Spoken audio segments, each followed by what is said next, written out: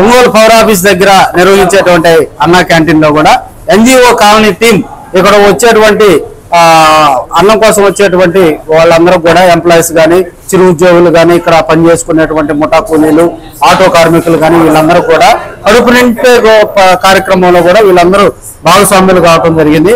గురుగారు ఎన్ని రోజుల నుంచి మీరు భోజనం వడ్డిస్తా ఉన్నారు, ఎలా ఫీల్ అవుతుంది? మేము గత 35 రోజుల నుంచి ప్రభుత్వం స్థాపించిన ఒక వారం రోజుల నుంచి మేము నిరుపేదలకి స్పాన్సర్స్ ద్వారా అన్నం పెట్టడం జరుగుతుందండి.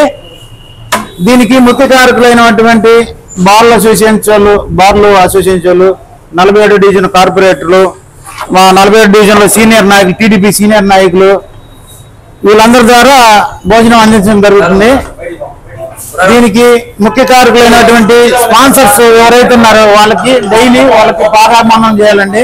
నిరుపేదలకి కడుపు నిండా అన్నం పెట్టే కాన్సెప్ట్ అనేది ఒక చంద్రబాబు నాయుడికే జరిగింది.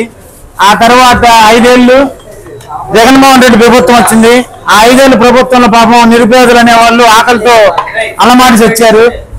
మళ్ళీ ఇప్పుడు ఇంకా ప్రభుత్వం తరఫున కూడా స్పాన్సర్స్ ప్రభుత్వం తరఫున కూడా పెట్టకపోయినా స్పాన్సర్ తో టీడీపీ నాయకులు దామచర్ల జనార్దన్ గారి అభిమానులు ఈ కార్యక్రమాన్ని నిర్వహించడం జరుగుతుంది.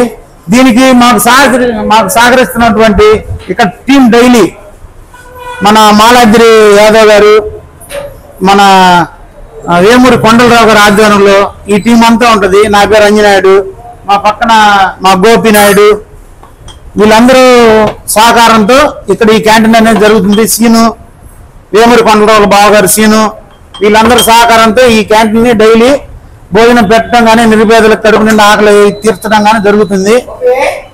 నువ్వు ఎంత డబ్బులు ఇచ్చావనేది కాదు, నువ్వు ఎన్ని బట్టలు నొక్కావని కాదు, ప్రజలకి కడుపు నిండా ఆకలి తీర్చే పని ఎవడైతే చేస్తాడో వాడికే ప్రజలు పట్టం కడతాడు. 5 సంవత్సరాలు పాపం బ్రిడ్జి కింద కార్మికులు అల్లాడి చచ్చిపోయారు.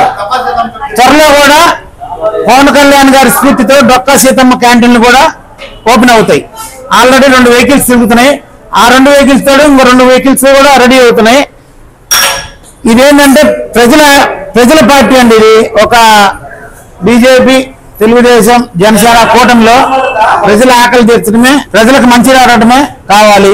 అన్ని దానాల్లో కూడా అన్నదానం గొప్పది. అన్ని దానాల్లో కూడా అన్నదానం గొప్పది అంటారు.